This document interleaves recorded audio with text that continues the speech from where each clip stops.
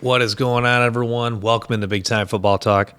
So I wanted to start with this. I wanted to, go over some of the preseason games. The first game I want to touch on was the Tennessee Titans at the Tampa Bay Buccaneers. So, first of all, Joe Tryon really looks good. Tryon, first round pick for the Buccaneers last year. Played some good time, or played a lot of good football for him. He looks real good, stopping the run against the Titans. So look for Joe Tryon to have another good year. Caleb Farley's another guy. Caleb Farley, corner, former first-round pick out of Virginia Tech. He's a guy that I've been watching very closely on the Titans at the corner position because, Farley came in with so much hype. A first-round pick last year, had the ACL, missed a lot of time, and he's looking pretty good. You can tell he doesn't look super confident out there, but he certainly is competing, and he's a guy that's just gonna keep getting better and better. And he had one play where he really showed how he can just accelerate and come back to the ball and get his hand in there and punch it out. So really like what I'm seeing from Caleb Farley as far as improving. I like that they had him out there a little bit longer. A guy that just needs to keep getting better and better.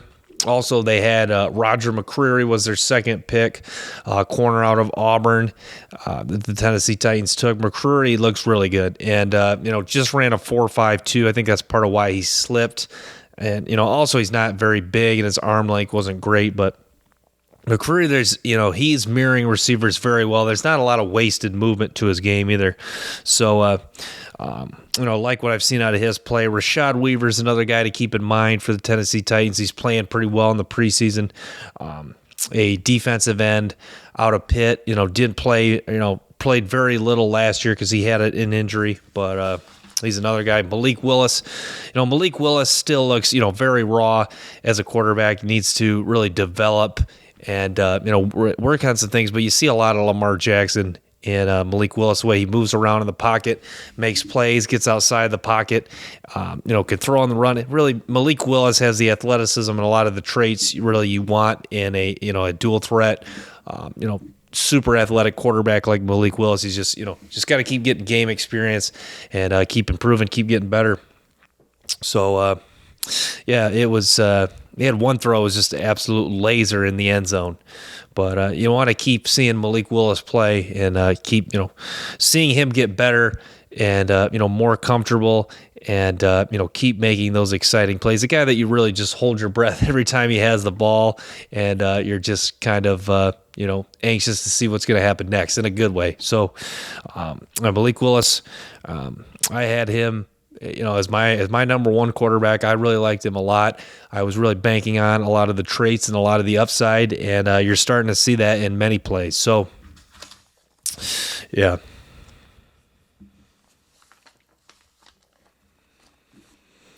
So next, I wanted to touch on the Seahawks and the Bears. So Justin Fields, boy, he looks a lot more sharp this year.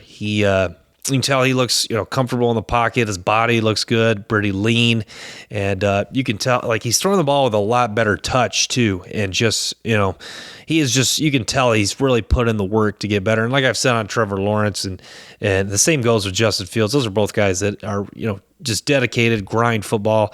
They're just going to make all those little adjustments to get better, and those, all those small adjustments are going to pay off over time and translate into them, just improving, even if it's a little slower improvement process than you want.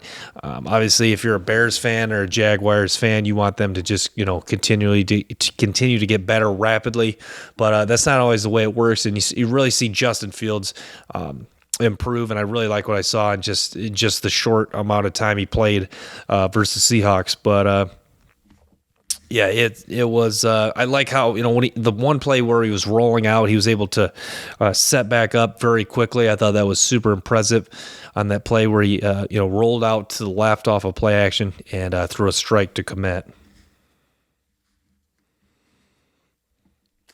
But Charles Cross, the offensive tackle for Seattle, the rookie, played a lot of snaps, played more snaps than I thought he was, and he's just showing what a smooth athlete he is at the tackle position. And Yeah, he was very good in pass protection, very good against the run. Did get called for a holding penalty.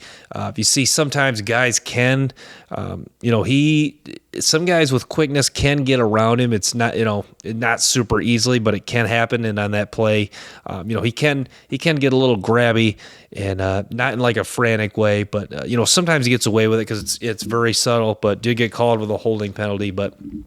You got to be excited if you're a Seattle fan that you've got an offensive tackle that's playing well and that's doing some good things because they've struggled on the offensive line. The offensive line has been a struggle for Seattle for a long time now. So what you're seeing early on from Charles Cross is very reassuring, and it's exciting. And there's a good chance you have a franchise left tackle in Charles Cross, the rookie out of Mississippi State. So I just want to touch on Teven Jenkins, the guard. He's playing right guard now for the Bears. He's going to be a second-year guy. Played at Oklahoma State, known for his nastiness and his play. Didn't play a whole lot last year. They wanted him to be a tackle.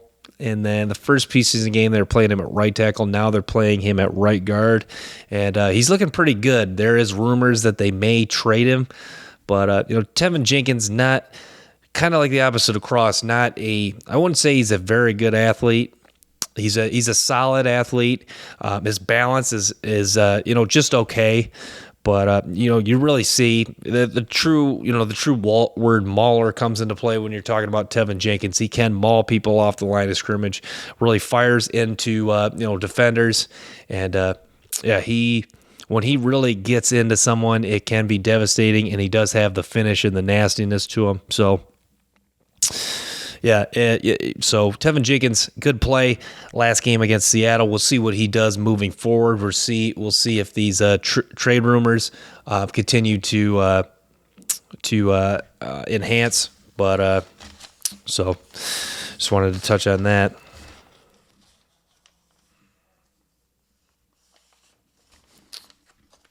So next, I want to get into the Steelers and the Jags, and. For Jacksonville, a lot of young talent was on display in that game. You saw Trayvon Walker, the number one pick in the draft. Walker's just, doing a tremendous job of setting the edge. He's so strong, so powerful, especially, he has the ability to really control a defender with one arm. That's how he's, playing super powerful.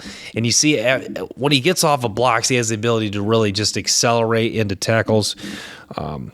And he's a guy that, looks like they're going to stand him up at the outside linebacker, but does have the versatility to play, the 0 through 3 techniques inside. And, he's going to be a handful. Trayvon Walker, whether he has a high, sack total, tackle for loss total, whether he lights up the stat sheet or not, his play is going to be his presence is going to be known every Sunday because he's going to be pushing people around, creating open lanes for linebackers, like Devin Lloyd, Muma, and some of the linebackers. They have to just come and fill holes, and for other guys to, just have strictly one-on-one matchups that they can, take advantage of and win.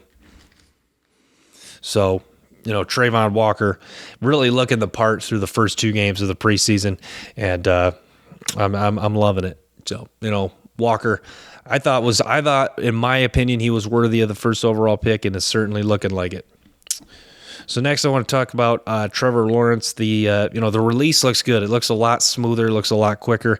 You see, his timing looks outstanding. He had a great connection last year with Marvin Jones. It looks like he's developing quite the connection with Christian Kirk, the receiver that came over from the Arizona Cardinals that they paid big money to, get him help. Travis Etienne's looking good at running back, looking like the Travis Etienne we saw at Clemson. Obviously, if you follow the Jaguars, he was hurt all of last season and did not play.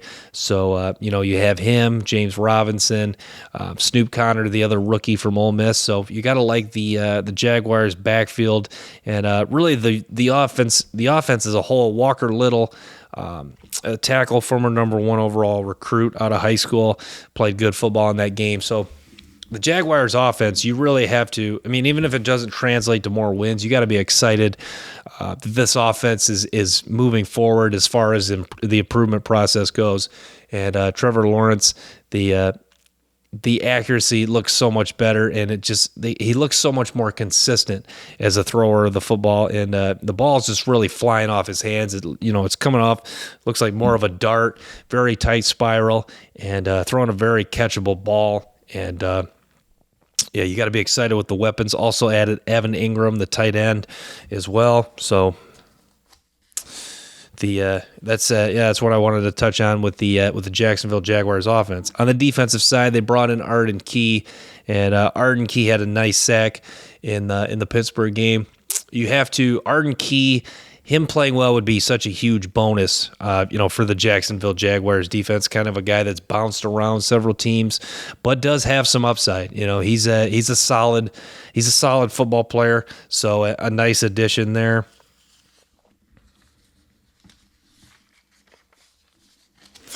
And I just wanted to touch on that briefly with the Jaguars defense. The Steelers offense. So Kenny Pickett is looking very impressive. He's throwing the ball even better than I thought he threw it at Pitt. It looks like he, just under pressure. The touch throw he had was outstanding. Good zip on the football, good timing over the middle of the field. I like that they got him and George Pickens. You really love that combination, and it just it's a testament to how well Pittsburgh drafts, because those are two guys that Pickett didn't really have a lot of critics necessarily, but George Pickens had a lot of critics as far as how does he translate, and we can't really assess his play because of the injury, even though I and some others, Greg Cosell, were able to assess that his game would likely translate well to the NFL. You see that Pittsburgh trusted their gut and trusted their evaluation of George Pickens and Kenny Pickett that they would translate well to the NFL, even though it is still early, but they're having flashes of brilliance right now. So you gotta believe that that's going to translate into success in the regular season. On the trajectory they're improving. But yeah, the Steelers. You got to see some starters out there. Devin Bush. You hope Devin Bush can get back to looking like the Devin Bush before the ACL injury. You saw T.J. Watt get a sack on Lawrence. That was a fun matchup. I just touched on Walker Little, seeing T.J. Watt going against Walker Little out there.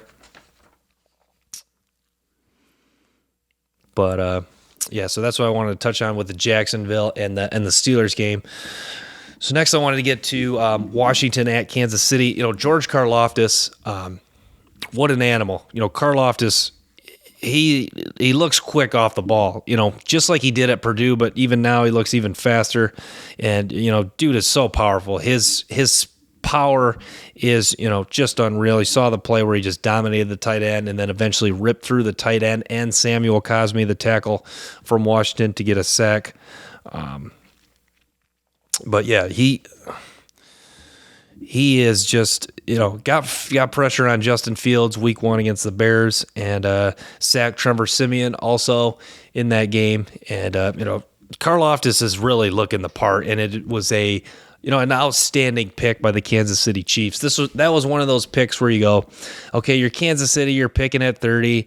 Most years it's like, oh man, even though, we're kind of going to become a victim of our success, we'll pick near the end of the first round. We might get a guy that could be a starter. He could be solid, could maybe just be like a practice squad or a special teamer. But no, you get a guy like Karlaftis with this much upside, and that's just huge for the Kansas City Chiefs, and you got to love it.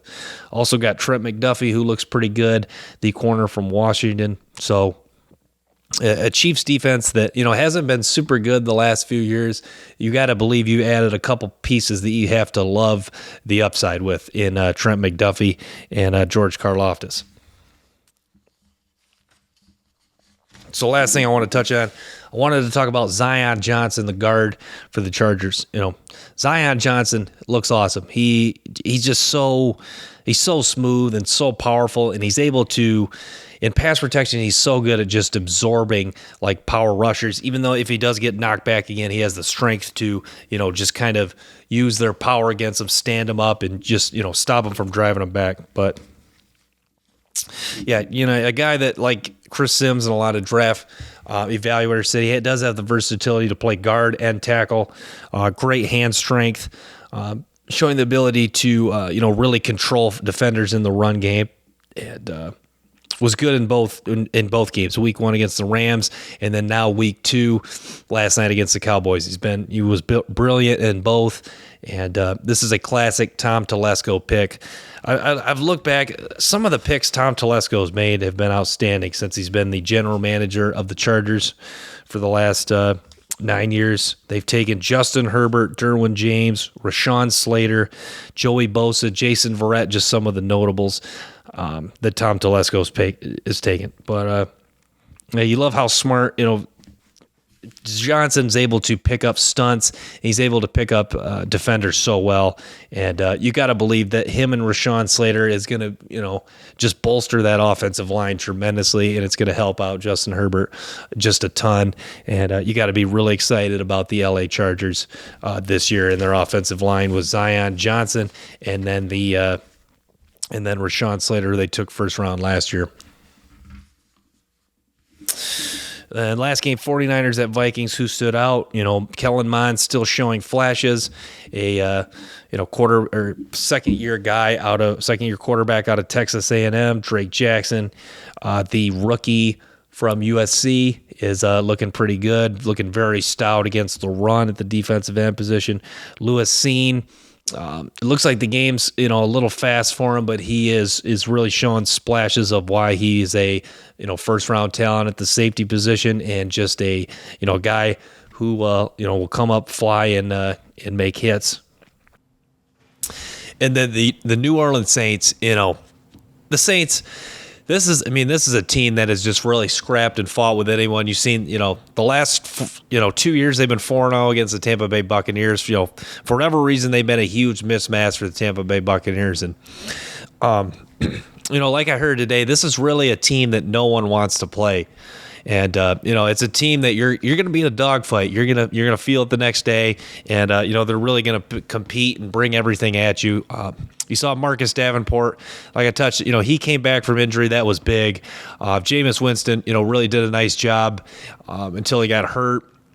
It really wasn't the same. Ian Book was just not very good. Taysom Hill,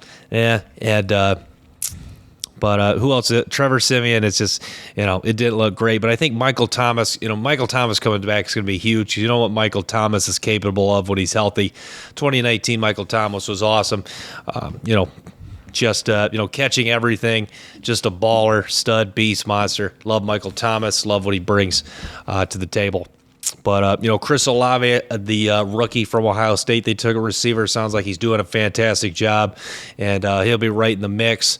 They brought in Jarvis Landry, too. So, this is a team that, you look at is it's a roster that I didn't realize. You talk about the Bills. Okay, when you think of rosters that are really good top to bottom, you obviously think of the Buffalo Bills, but you have to mention the New Orleans Saints as a roster top to bottom. There's not really a lot of weaknesses in the roster. They do lose Teron Armstead at the tackle position, but they still have Ramczyk at the other tackle.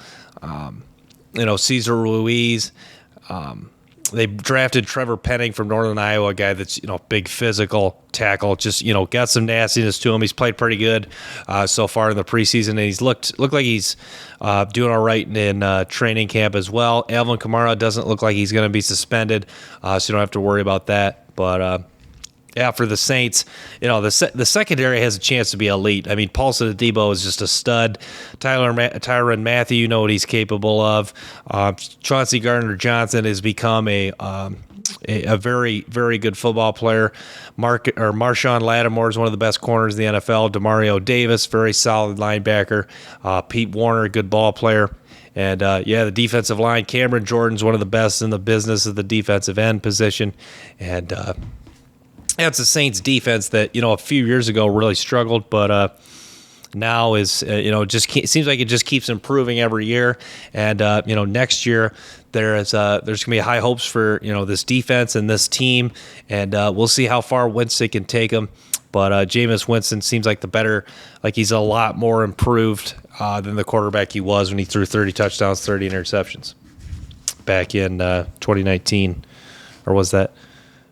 Yeah, 2019.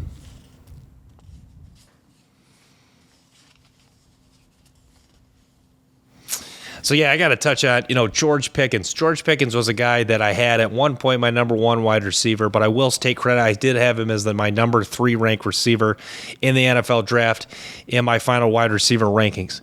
And, George Pickens, I didn't really understand the hate on George Pickens. I think it was kind of like the consensus. A lot of the consensus rankings just, had him outside the top 10, mainly just because the injuries. He had the ACL in the spring of 21. Obviously, he only played 4 games this year, but George Pickens burst onto the scene as a freshman in 2019, and you really saw when he was healthy what he was capable of, and all the things he could do. The body control, size, speed, ability to separate on short routes, ability to separate down the field, win on go routes consistently against, top end competition in the SEC. So you saw everything that George Pickens really could do. With the exception of the maturity issues and the injuries, you knew that George Pickens had the high-end talent and was not just one of those guys where everyone's like, oh, well, he should have been a first-round pick. I mean, there's a lot of guys there's so many guys that people say that for, but in reality, you can only pick 32 guys in the first round.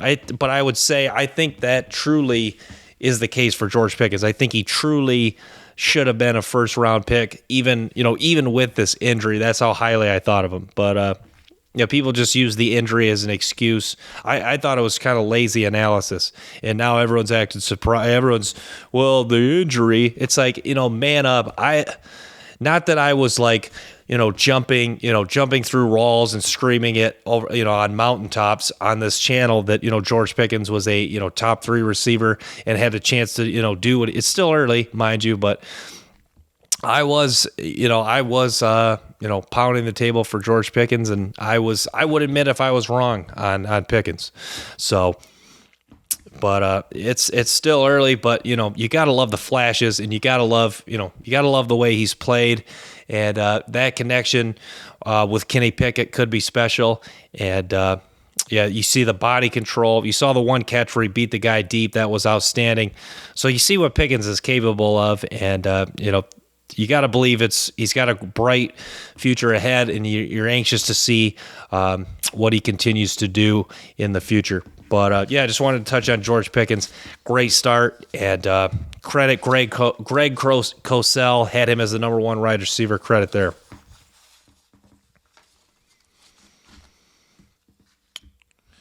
So I wanted to talk Minnesota Vikings for a minute. If you look... So the Minnesota Vikings, if you look on paper, this is a very talented team on paper. Bring in Zadarius Smith. You hopefully get Danielle Hunter healthy as the edge rusher position. You got Kirk Cousins. And I went back and watched Vikings games from last year, and I've obviously watched Kirk Cousins all the way back to the Michigan State days because I follow the Big Ten. And, Kirk Cousins is a good quarterback. He's a very good quarterback. Obviously, they're always going to be a little bit limited because he's not he'll never be even a good scrambler. He's a solid at best scrambler. You see that he can make plays on the run across his body, but that's never what he's going to be. But the big optimism for the Minnesota Vikings is the offensive line continuing to prove, and Christian Darrisaw, Urza Cleveland. That is the big optimism for the Minnesota Vikings and Kirk Cousins' success, because you have to believe if this offensive line keeps improving, that Kirk Cousins is just, that's going to give, Kirk Cousins another notch in improvement. And you saw this offense at times was very scary when Kirk Cousins had time to throw. He was able to find Jefferson and Thielen across the middle. KJ Osborne, the number 3 wide receiver, really emerged last year. But as this offensive line improved, Kirk Cousins gets time for Osborne, Thielen, and Jefferson to make plays.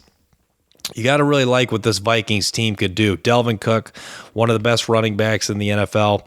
You got to believe that, just by odds, that it's very likely that Cook, Danielle Hunter, Zadarius Smith, the big time. I would say those three guys, obviously Justin Jefferson, but if you got to believe that there's good odds that those three guys stay healthy this year, I'll just say if they stay healthy, you got to like what Minnesota could do. They could do some damage. And, sadly, as much as I've hyped up my Detroit Lions, now that I've dove deep into the Minnesota Vikings, I kind of like this team as the number 2 team in the division, but I do think they can challenge Green Bay. Obviously, they did last year. They beat Green Bay one of the 2 times. But, the Lions will be tough for the Vikings because the Vikings they beat the Lions by 2.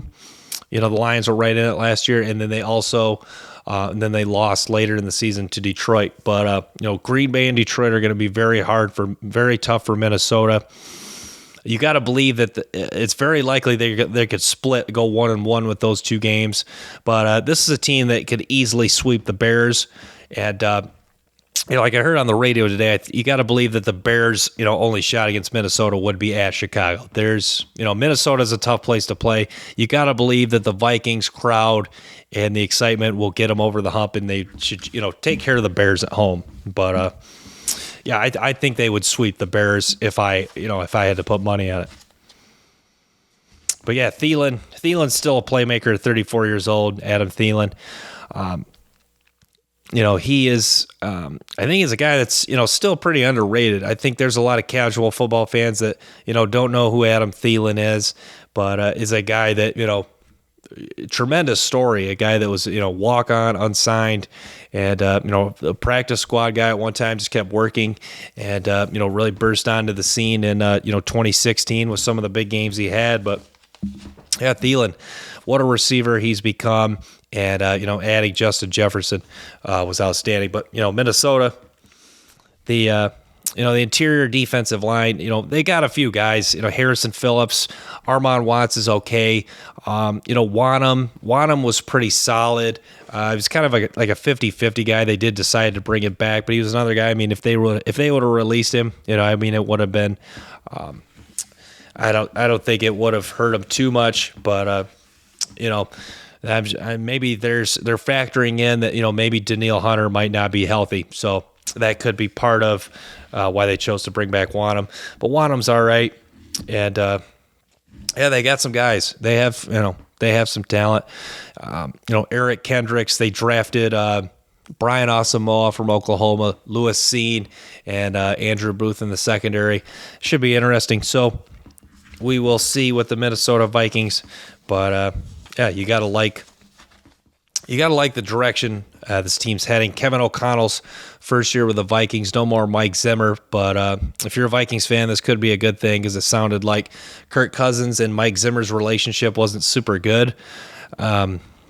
So you got to believe that his relationship with Kirk Cousins should be better. Now I'm throwing out a lot of what if. Scenarios and thinking, as optimistic as I can, like banking on that Dalvin Cook, Zadarius Smith, and Danielle Hunter will be healthy. But, you kind of, not that I shouldn't make analysis based on feelings, but you got to believe that, the Vikings last year had a lot of things go against their way. So obviously Mike Zimmer and Kirk Cousins' relationship wasn't good. They lost, they blew leads in games. They lost some games they shouldn't. And they've had, injury, Danielle Hunter getting hurt. That's just misfortunate. So you got to believe that at some point things are going to start to go your way, with good guys like Kirk Cousins and players that work hard like Kendricks. You got to believe that things were going to start rolling your direction at some point. And that's always been my belief. Guys that work hard, guys that stay after it, like Kirk Cousins. Sounds like Kevin O'Connell's like that. You got to believe that things are going to start to, the dice is going to roll in your favor at some point. So that's why I'm a believer in the Minnesota Vikings. Heading into 2022, I think this team, I was listening to Brett Coleman and E.J. Snyder, and I think they said it best, this team, and many others have said this as well. So credit if who's ever listening has made this claim. I think this is a team that's got a high floor, and a team it would be very hard to imagine this team not winning at least 7 games. So that would be interesting to see there. So the next thing tonight. I'm not sure when I'm going to get this episode out, but tonight the Texans play the Rams in the preseason game. Good chance that Derek Stingley Jr., the cornerback from LSU, the 3rd overall pick for the Houston Texans, is going to play. And, why is this significant? Because there's high hopes for Derek Stingley Jr. in his performance. But, I've watched Derek Stingley almost ad nauseum, his tape, his highlights. I've listened to reports on Houston. Shout out Jake Ashman, some of those guys at ESPN Houston, the Jake Ashman channel. I've listened to reports. I've seen Derek Stingley versus Brandon Cooks, Nico Collins in practice, and my big question is, Derek Stingley, if he's healthy, is going to be a good football player, but I'm starting to question a little bit how good he could be. I could definitely see him being I could see him being a top 3 corner, but will he be, is a huge question because, if you're the Texans, you're a bad roster. And I talked with my dad this at the time because he's a fan of Derek Stingley Jr. as well. And I was telling him that I really like this move if you're the Texans because it's obviously the classic, high risk, high reward. But, if you're Houston, this has been a bad roster for a couple years now. These are the type of swings that you're going to have to make if you're really going to turn this roster around. But I don't think there's any question. It's kind of like as a Lions fan with Aiden Hutchinson. I don't think there's a question, like with Stingley, if Hutchinson's healthy, that he's going to be good. But just how good can he be? Because, if you take a guy top 2, top 3 in the draft, the expectation is you want a multi Pro Bowler, potential Hall of Famer, just huge impact guy for not only the long term, but right away as well to play. Look good in the preseason and just dominate through the regular season and maybe win you some playoff games and let alone get you to a Super Bowl. But Derek Stingley Jr., what an athlete. And Lovie Smith said in his press conference, he didn't make it clear if he's going to play tonight, but what an athlete Derek Stingley Jr. is, and he said he's going to be ready to go week 1. So I can't wait, and I can't wait if he chooses to play tonight, or if the coaching staff chooses to play him. But Derek Stingley, it's exciting because it's a guy that you haven't seen him play a lot of football in the last couple of years, So we'll see how he does. I hope he comes out and balls out like he did as a freshman at LSU, and like he showed flashes of in 2020 and in 2021 as well.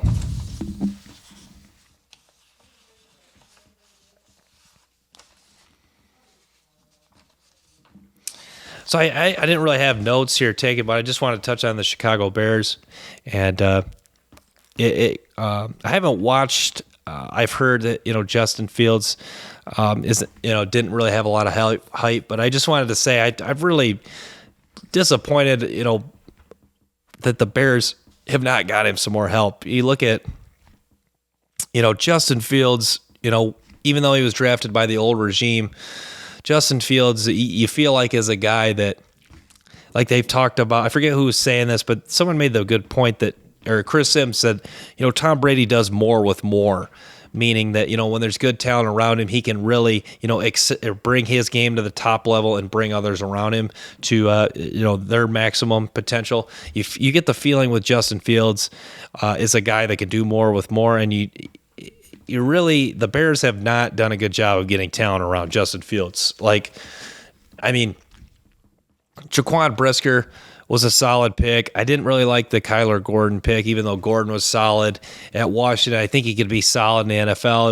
It was a pick that just didn't really excite me. I don't think, Gordon has a lot of upside, even though I think he could be a solid football player. Even Brisker, I think Brisker will be good. I just don't know if he'll ever be an elite safety, but Justin Fields, the Bear. I'm tired of, I'm not even a Bears fan, but I'm tired of, Bears quarterbacks like Jay Cutler, coming in, not really having a great offensive line, not always having the best weapons. I'd love to see a Bears quarterback have, good pieces around him. And you did see it a little bit with Mitch Trubisky. But, some people differ in this opinion. I don't think, Mitch Trubisky is very good.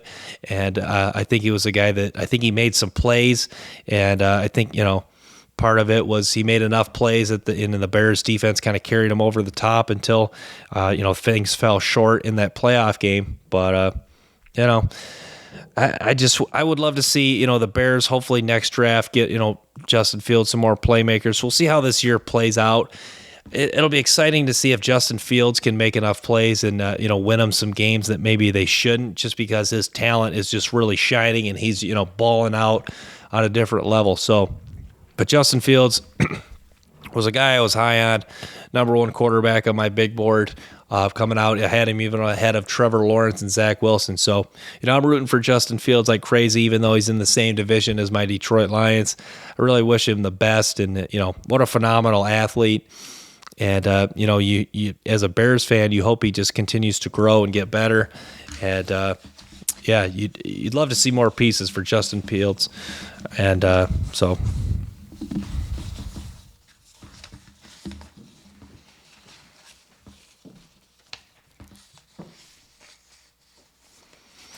So I wanted to switch to college football for a minute. I want to talk about the Michigan quarterback situation. So there's a lot of Michigan fans that want him to play McCarthy and just go with McCarthy as a starter. Look, you got to remember something. So Cade McNamara comes in this year, and he really only has, you can argue that his only bad game was against Georgia. And you could also take it a step further and say it wasn't just McNamara that played bad. It was the team played bad. The team played so bad that, McNamara couldn't really overcome just how much they were getting dominated in that game. How well can you play if, Jordan Davis is dominating, Stuber and on some of our guards. So we had for Stardust and some of our guards on every single play, Trevon Walker, just overwhelming our offensive line. McNamara, did he play well in that game? No, but he was so overwhelmed. And he didn't play well. I guess Rutgers, you could argue that he didn't play good, but in that game he didn't really play bad, and obviously did enough to win him that game. So you just have to keep that in mind when everyone's pounding the table from J.J. McCarthy. And I have to shout out, Mike Valenti from Detroit Sports Talk made the point. Obviously, McCarthy is going to grow and continue to get better, but if you've had all this time to decide, between the quarterbacks, and at this point, McCarthy still hasn't been good enough to beat him out. So if he's not good enough now, is he ever going to be? Obviously that doesn't mean McCarthy, a year or two now, if he's still at Michigan, or if he, wherever he gets drafted, however that plays out, that doesn't mean down the road could he obviously have success in the NFL and be considered a better quarterback than McNamara with the NFL consideration and succeeding past Michigan, maybe. But as of right now, McNamara is just a winner. He goes out and competes. And he's hungry. He's a leader. He really gets after it. He embraces the big games. You look at the Penn State game. That was. Michigan fans said it best, and I couldn't agree more. That was a game that Michigan should have lost that. I'm watching that game at the bathroom at work, and I'm just Michigan, this is a game. I don't know what's going to happen here, but I'm nervous as heck because this is a game that Michigan usually loses. This is, the Eric All touchdown gave me some reassurance, but I'm just nervous as heck because this is just here we go again. Michigan has a chance to win a Big Ten title. You're on the road against Penn State. Are they going to blow at this game? And then the Ohio State game doesn't even matter. Are they going to, they did pull it out, but then it's at this point, am I going to, are they going to beat Ohio State? But I guess the point I'm trying to make is I'm at the level of this is what I want from a quarterback. And I've touched on I talked about this with Baker Mayfield and Stafford, why I do like them. And Baker Mayfield I've grown on, because with McNamara, I feel like we have a chance to win every ball game that we're in. Obviously the Georgia, I told my dad, the Georgia, at first I was mad as heck because, I didn't want to be one of those fans where we had a good season, even though, I didn't even think we'd get at this point. I wanted to be like, we got to the playoffs, but, gosh darn it, we should expect to win this thing. If you're going to get there, you might as well have the expectation to go all the way. But, it's like people have said that, this Georgia defense, that stockpile of talent, you might not even see that all in the NFL. Obviously, NFL defenses are better because the guys are more mature, but that collection of talent you may not ever see again on one football team as far as the defense goes. So it's a little, makes me feel a little bit better about Michigan, getting their butts kicked. But, that one's still hurt. But, yeah.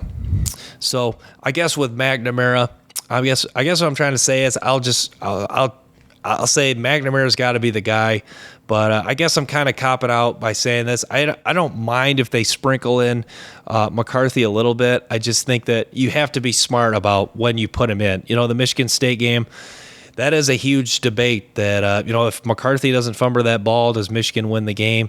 It's a huge debate, and, I guess we'll never find out, but I guess we'll see how this plays out. Harbaugh has not announced a starter. Has, said in the one press conference that it's going to be, quote, hard to beat out J.J. McCarthy, quote, hard to beat out McNamara, both for the starting jobs. So we'll see how it plays out there.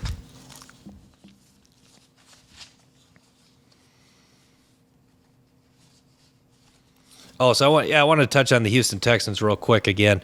So Kenyon Green was the guard they took in the first round. It was their other, the Houston Texans took in the first round. It was their other first-round pick other than Derek Stingley.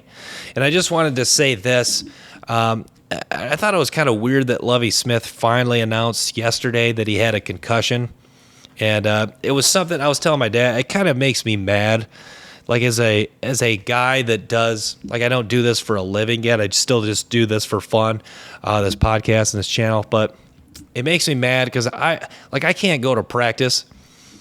Like I can't evaluate guys. I can't get, sometimes it's hard to get, if the coaches don't say anything, it's, then it's so hard to get the injury report. Like, I wish Lovie Smith would have just been, upright and tell him he had a concussion.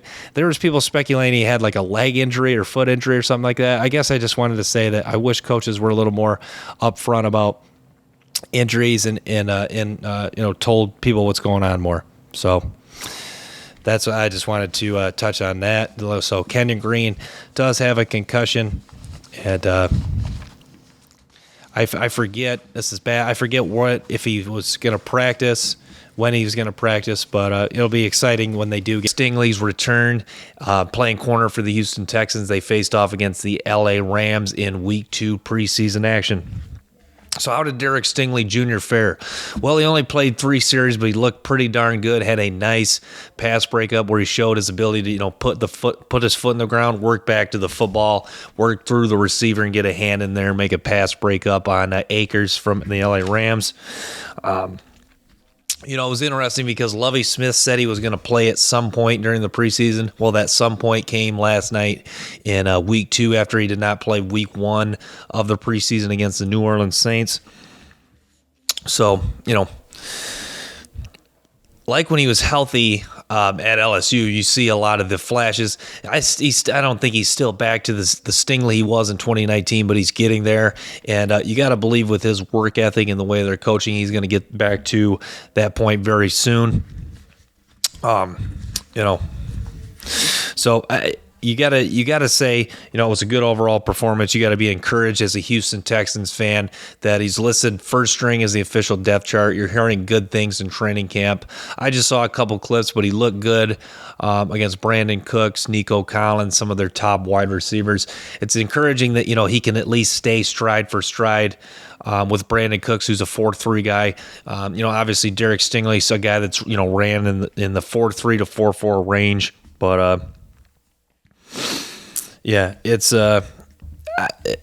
last night just is leaving me anxious for more because you're just dying to see. 2019 Stingley was going against some of the top wide receivers in the SEC, like George Pickens, Devontae Smith from Alabama, now with the Eagles.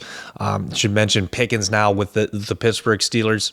And he was also going against who else did he face in the SEC? Oh, Van Jefferson from Florida. That Florida game was picked on all night and then ended with a nice interception. But you're so anxious to see him go against some of the top guys. They play the Raiders this year.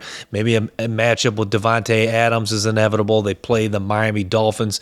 Maybe you could see him against Tyreek Hill this year. So you want to keep seeing more and more. And it's like I was listening to Houston Texans insiders. You're just dying to see more practice reps, more game action, another preseason action, if that does happen next week. So you just love it. And if you're a Texans fan, you invested a lot to get this guy. You went and got him at 3. You're banking on the potential of a day one starter, week 1 full go shutdown type of corner that Derek Stingley has a chance to be.